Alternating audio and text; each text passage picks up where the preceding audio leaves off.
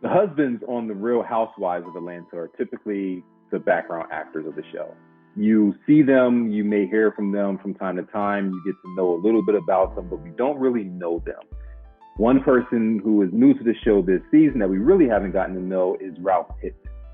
Ralph is Drew Sidora's husband, but he's a whole lot more than that.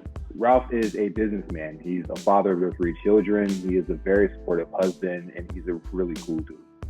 After seeing all the controversy of the show this season, I wanted to get to know who Ralph is. I wanted to know about him as a business person, him as a father, him as a husband. And I really wanted to talk to him about the episode where he had Josiah and Josiah's birth father getting to know each other. It was a huge moment for me because it really resonated with my personal life. And I thought that it was an amazing moment for him on the show to really show that transparency and that vulnerability that we really don't see in Black men. With Father's Day coming up, I wanted to make sure to talk about that.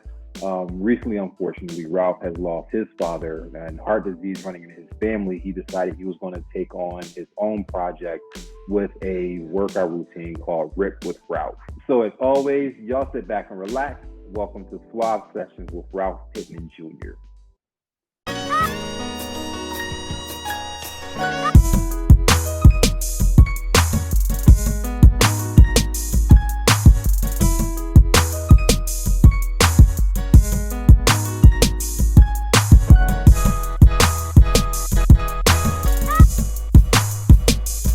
So before we get into it, make sure you guys are subscribed to the channel. Make sure you got the notification bell on, leave comments, and share with your friends.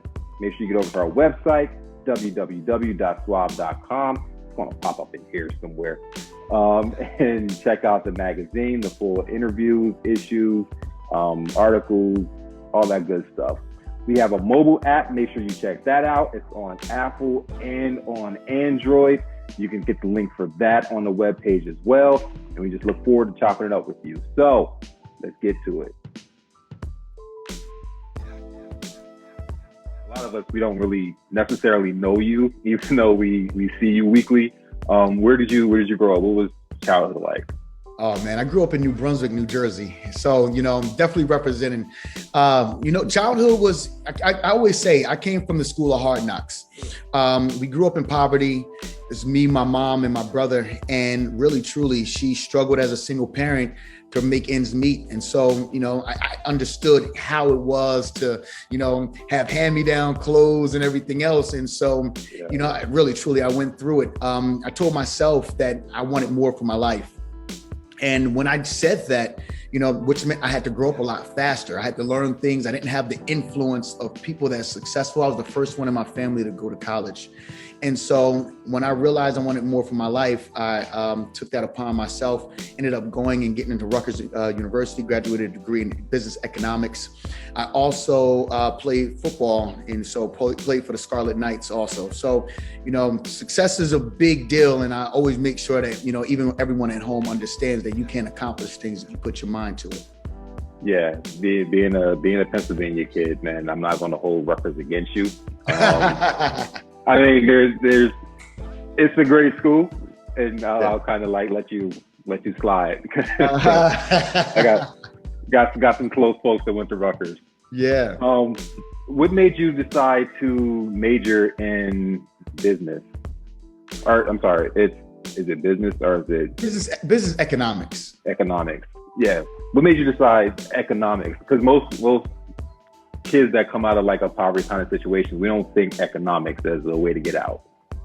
Right. I mean, at the end of the day, and also playing football, people are thinking that you're a jock or whatever, but, economics, what is economics and how can you actually make economics work for you? I mean, it's really, truly the foundation of our world, how money is actually being transferred from hand to hand and how countries actually operate. And so that was something I wanted to know. Because I didn't have it, I wanted to explore it and become open to it so that I can understand the things on how to make sure that my family was never in a position where we came from. Nice. I like that. And then you end up basically on Fortune 500 board, teaching them how to run their companies. You got it. A kid that comes from not having money, teaching billionaires how to utilize their money. Like, how does that impact you? And like, you know what I mean? I guess like the self-esteem and like understanding your worth at that point, how did that really help you out? You know, I think it comes down to just understanding like who I am. You know, it's interesting.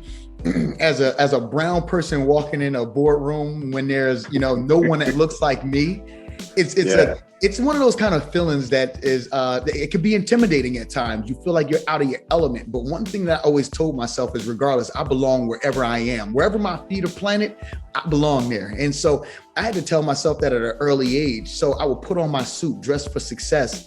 Even if I didn't know something, I'm walking around confident with my head held high, you know? And so that gave me the perseverance. And also it comes down to intellect, right? Two things. Yeah. Either you better be very smart, you better know some things. And of course, I made sure I worked for my degree. Like going to Rutgers, let me tell you, it was no joke, no cookie cutter. Like literally you are a number on a piece of paper, so I have no problem spelling you. I had to earn my degree. So you got that one way, education, and then the other way, relationships. Look, I didn't have relationships, so I had to put in the work to make sure that I had a place and I belonged. And so really from there, you know, become charismatic, built the relationships, and really, truly, I went pretty far. So now it's fun. You know, I am working around the top organizations in the world, helping them with go-to-market strategies, digital transformation, things of that nature that really, truly, you actually start to see and feel around you. But it's on a corporate level. You know, so it's big things. It's fun. I mean, and that's dope. And something I really tell people, especially I get like younger people who they say they're starting something and they ask me for advice. And most times I'm like, why are you asking me? Like, but it's like you realize that you have some kind of knowledge in what you're doing. Right. Building relationships is so important, and we don't learn that early enough. So we don't understand the importance of networking and getting in social clubs and getting into that internship opportunities. Like, we don't think about that. It's like, where's my money? Like, I want to make money. I don't want to deal with all this other stuff. Right. And that's where your growth is at. Like, it's in relationships. Mm-hmm. So. No. I couldn't agree with you more. I think relationships are, and you know what it is? I think it also goes down to what people actually value and what they see. I think social media actually plays a huge part with that today, because really, truly, what you see is, the people that you idolize are the people with throwing money around, the rappers, the ball players, and everything else.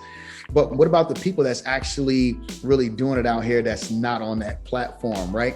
Yeah. And it's a lot of people doing it, but it sometimes may not be glamorous. It's really, truly about using your talents. Like, what are you good at? And being able to network with the right people to actually, catapult your career to the place that it needs to be. And so that you can provide the lifestyle that you want for your family, And so relationships have been able to take me so far. I had a mentor that told me, I took the Myers-Briggs test one time, and it came out being that I was an extrovert. He was like, Ralph, he was like, you're doing this IT stuff. Why aren't you in sales? I was like, that's exactly where I need to be.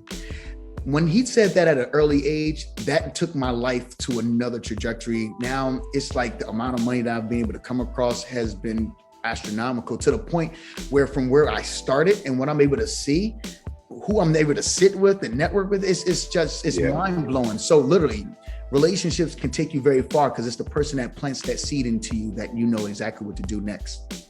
Exactly. What did that change in your financial stability from growing up to being an adult? What did that do for you, your family, your childhood friendships? Like, how's all been impacted by your success? Oh, I mean, the reality of it is that, I told myself this. I was like, I would never, ever allow my kids to experience what I went through as a child. Yeah. And that's exactly what the reality is, right now. And it's not necessarily to boast or anything about it, but the things I used to idolize from my friends, when I would go to their homes or I would see on television, I actually can provide those things for my family. And so it changes the whole entire paradigm. It's a paradigm shift, right? From what I'm able to actually do now and what I actually experienced. Really, this all came from even role modeling, finding out who I wanted to be, where I wanted to go, even doing a vision board and saying, I want this kind of house right here. And it's amazing to say that I live in a house that I actually envisioned before. Yeah. There's not a thing I want for in life, And so, but when I was a child growing up, I needed for everything. And there's a big difference between needing for something and actually now being in a position where there's nothing that you lack. Yeah, absolutely. So you have a successful career. You start your own firm, and then you decide that, like, did you just decide I'm going to make this sleep sounds for kids album, or how did that happen? Like, where did that come from? Yeah. So two things. Well, one, I started my career off in real estate, doing real estate investment. And also I'm a musician. And so that's where it comes from. When I learned how to play music, actually in college. So, wow. So it was pretty late when I actually started. But one thing that I would do as I'm playing and preparing for concerts, I would start playing to myself, and it just felt so good to me, and to the point where I would miss events or miss a party and feel like I missed nothing, because it's the satisfaction of music. And also like the dopamine that goes, that's behind it, and all the other scientific things and elements that actually music has a part of playing. And so what ended up happening is when I started having my own kids, I was like, I need to actually have something to have them fall asleep. And so my baby, I remember actually my son, Makai, when he was young, he's crying. And so I was like, let me jump on a piano, and I'm playing. And all of a sudden he lifts his head and lays it down, stops crying, lifts his head again, and then all of a sudden falls asleep. I'm like, wow. That was pretty powerful.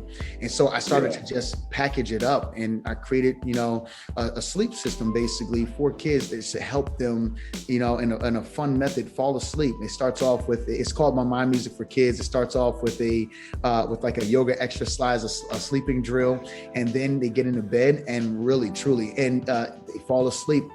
The crazy thing is it works for adults also. I use it all the time. I was about to say, like, it's almost mandatory that there's some kind of sleep sounds or like jazz or something on before I go to sleep. Like it knocks me out. There can't be lyrics. If there's lyrics, I'm reciting them in my head. That's keeping me awake. Exactly. Like music, I'm gone. Like third song in, it's a wrap. Yeah. It's pretty powerful. I was like, all right, what do you take to fall asleep? Some people go and take all kind of various different things, melatonin. Like if you do that now, you're groggy the next day. Let me tell you, there's been countless times that I pull out my phone. Even if I'm traveling in a hotel, sometimes hotels you can't sleep. Pull out my phone and put my music on, and I am knocked out. So it's a powerful system. Yeah. It's getting great reviews. Matter of fact, I had a friend that was listening to it in his car and fell asleep outside in the parking lot. So I would tell you, watch when you listen to it, because it's more powerful than you think. Yeah. People think like the kids stuff ain't gonna work for you as an adult. It definitely happens. Right. It's definitely have you hooked. Yeah. That's really dope. Being a parent. How was becoming a parent? Let's start there. Well, so for me, I became a parent a lot earlier than I kind of expected. So if you watch the show, Drew had a son. I consider my son my child as well, but she had a 3-year-old named Josiah. And so, and one thing, you got to always watch what you ask God for, because I told myself, I was like, if I had the opportunity to be a father and there was a bonus child involved, I want them to be a boy and 3 years old. Guess what I got? A boy 3 years old, And so, and you can't be that specific. You can't be that specific. You got to watch out what you got to ask. You got to watch out what you ask God for. Be very careful. So, I got thrown into the fire fairly early. And so dating someone with a child, the thing is, it's always different than what you expect, because the parents and the family want you to go out and date. Oh, he's a nice guy. Go out on a date. I'll watch the kids, Yeah. And the mom, she's like, oh, no, don't worry about this. I got him, And so she's very, hands-on and everything with the child. So you're just around. When you get married, all of a sudden the game changes. It's like, hey, so we're not watching the kids anymore. You got a husband and y'all got to do your own thing. You got to figure this thing out. I'm done, you know? And so and for the wife also, it's a problem because, you know, you come in as this man, like, all right, cool. I'm going to be the man in his life, you know? I'm about to teach him these things. And women naturally become very protective of their kids. They're like, wait, don't do that. And for me, I didn't know what I was doing to begin with, you know? Yeah. Where did I learn how to become a father? There's no real handbook.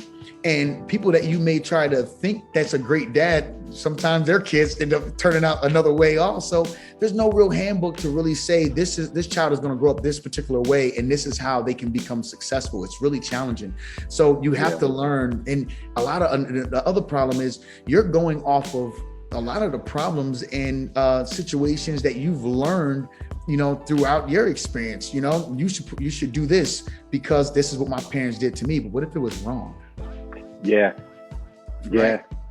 Yeah. We never want to say our parents were wrong. But it's like we kind of know, like, y'all really didn't do this right. Right. This is a little messed up. Like, as an adult, you gotta watch it though. You can't tell them they were wrong. Like, Mom, you raised me the wrong way here. I didn't appreciate this. You better watch out for that. You know. Like, so when I was 13, I really didn't do that, and you said I did. It kind of affected me for a few years. Right. It was my fault.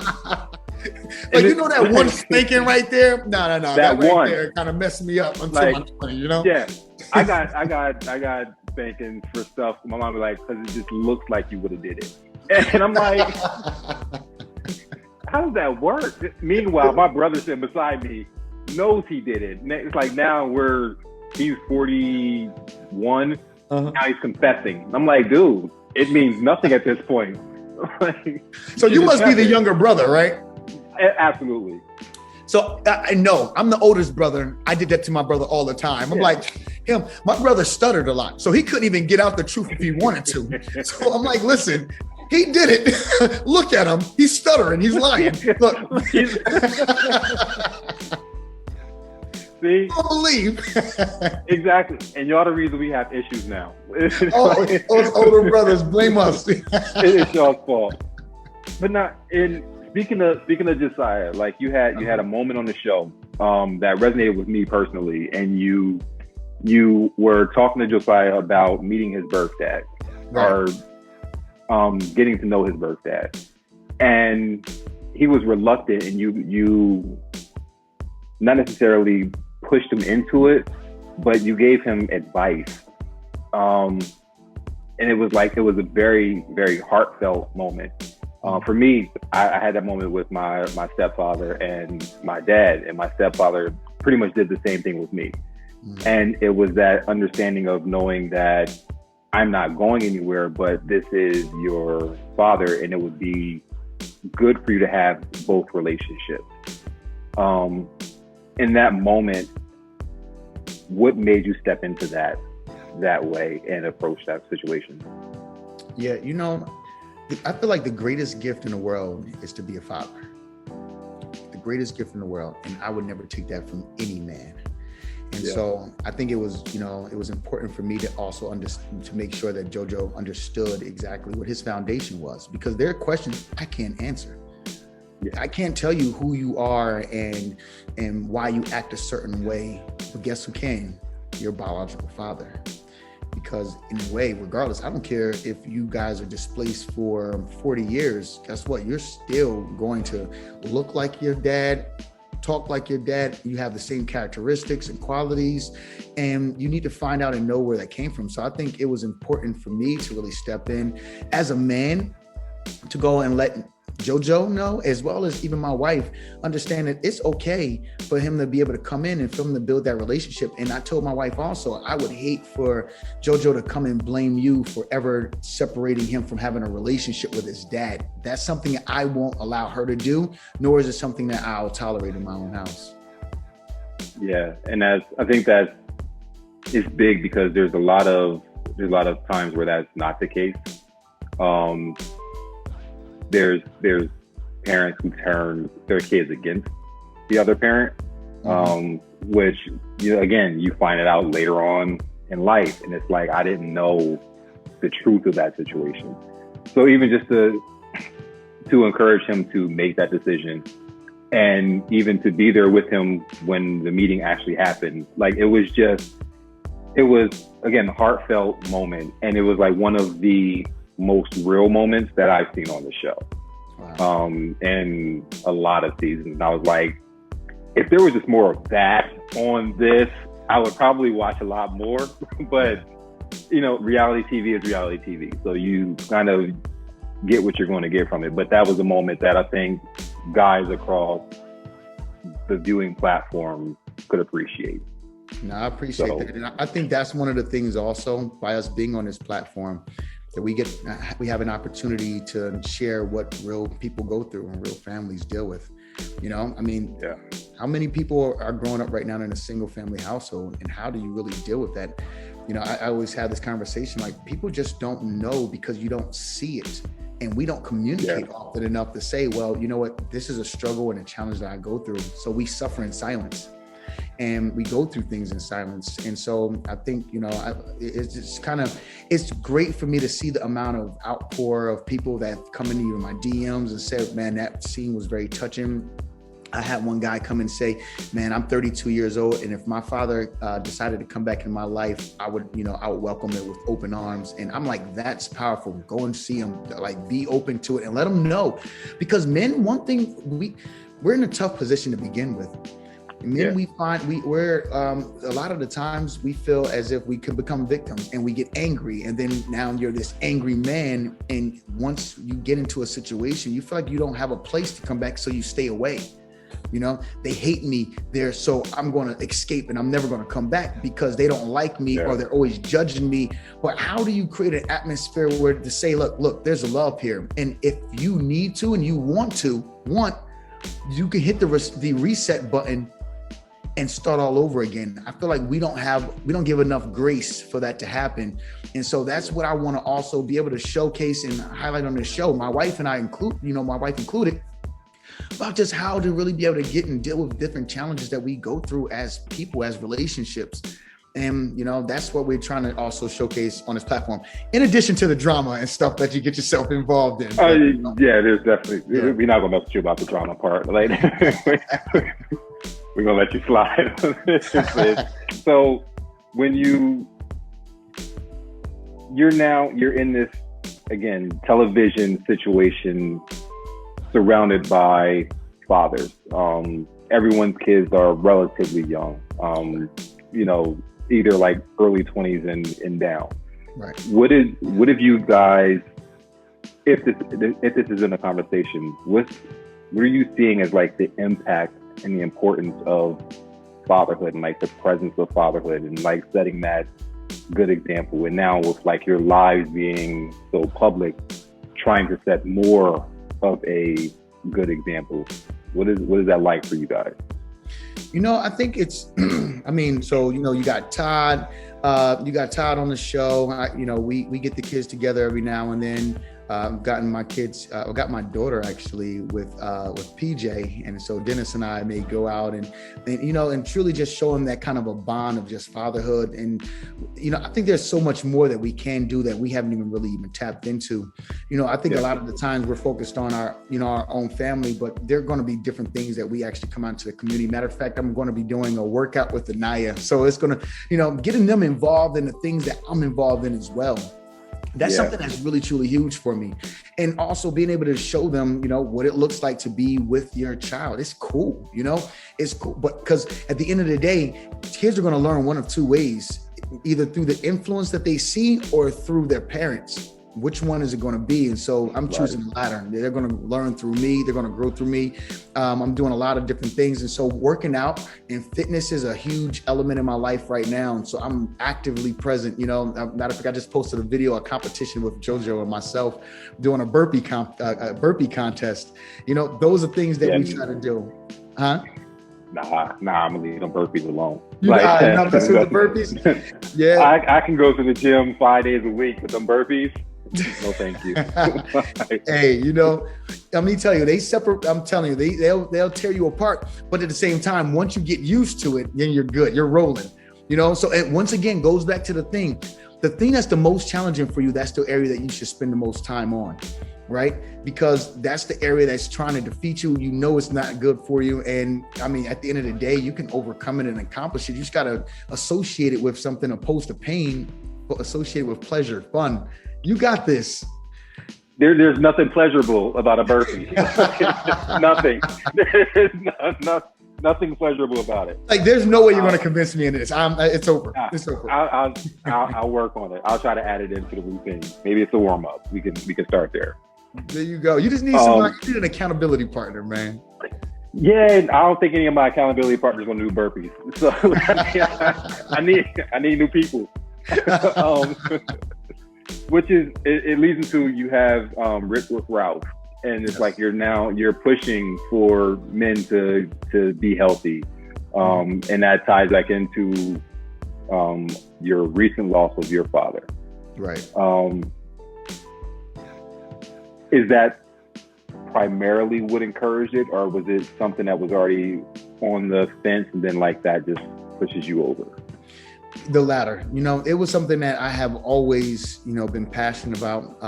Been doing, of course, I played football in college, so I've always tried to make sure I maintain myself. But even as a dad, you get the dad bod, right? All of a sudden, you start to lose it. The belly starts popping out, and I've been there as well. But what happened was I ended up coming down with high cholesterol, and I know at this age right here, I'm seeing so many people starting to pass away in my family. So I never, and this is unfortunate, right? I never had a chance to meet my grandfather. My kids aren't going to have a chance to really understand and know their grandfather either. Yeah. And so I know heart disease runs in my family, and I have to do something about it in order for me to be able to see my grandkids, right?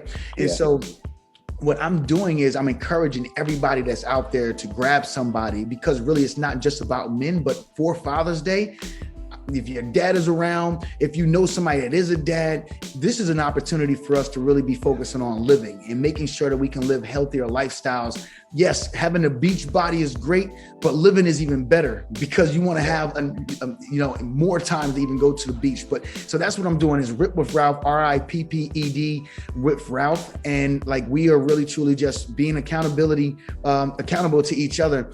So a huge program that's going to be getting ready to roll out. I think it's going to come out in 2 weeks or so. I'll get you the exact dates.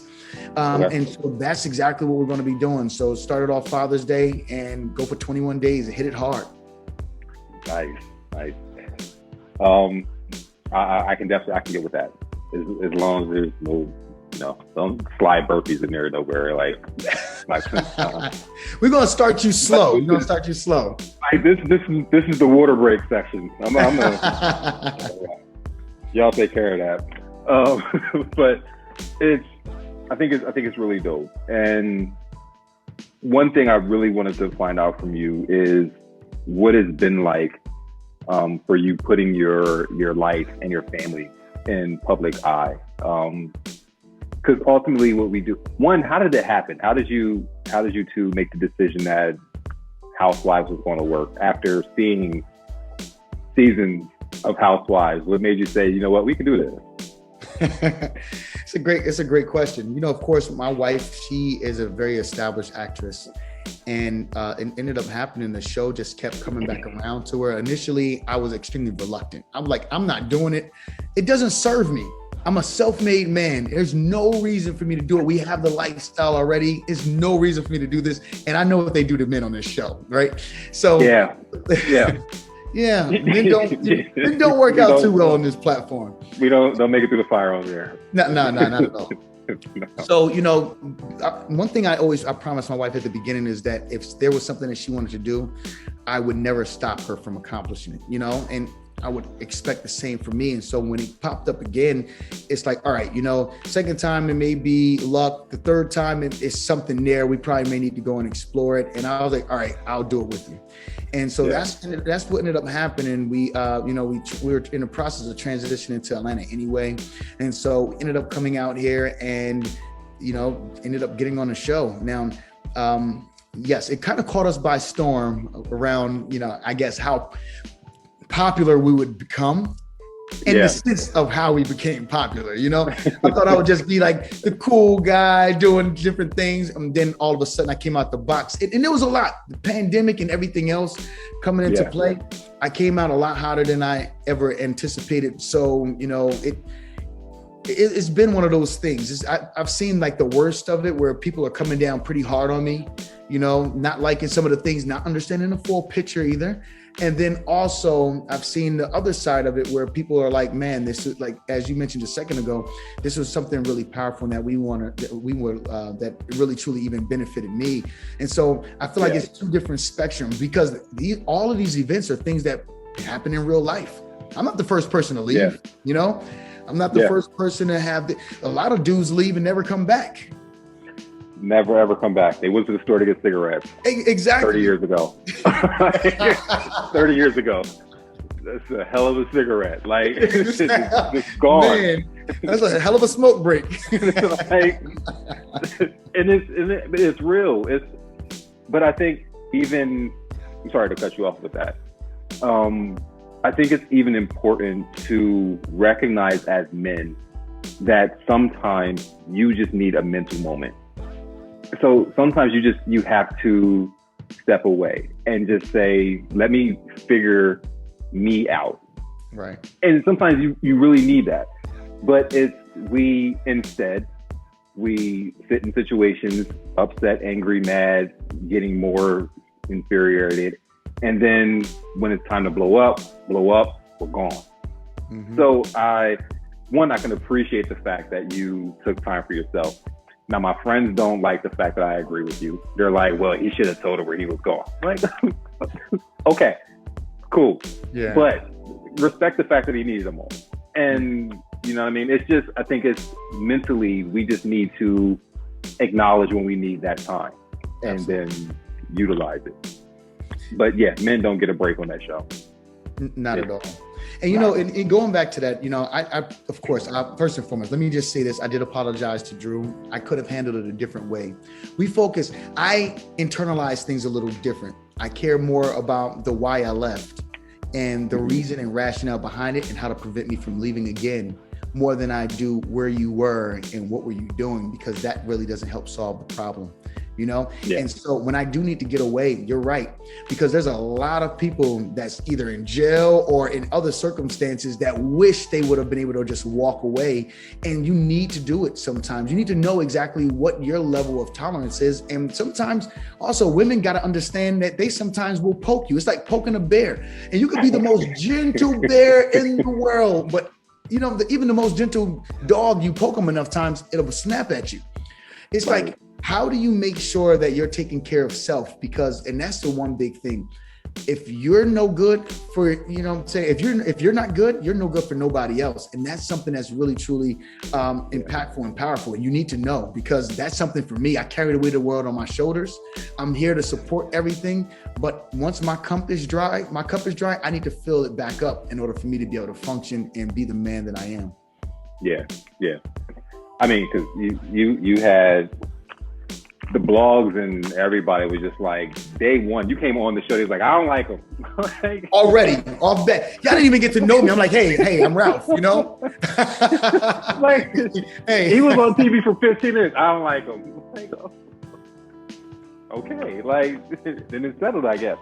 And that's why I think it's important that people get to know who you are.